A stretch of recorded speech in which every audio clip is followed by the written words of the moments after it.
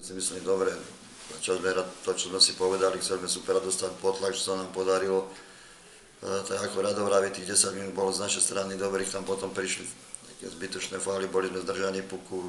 mali sme prestredať, urobili sme faul z toho, potom útočný faul.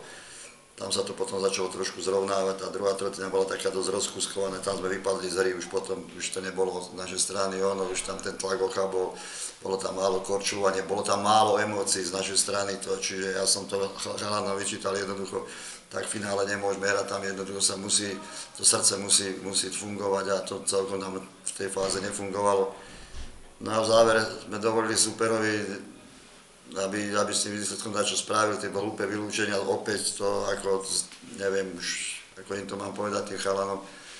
tam sme dali dokonca presilovú hru 5-3, čiže našťastie sme to ubránili. Prvý bod je samozrejme veľmi dôležitý,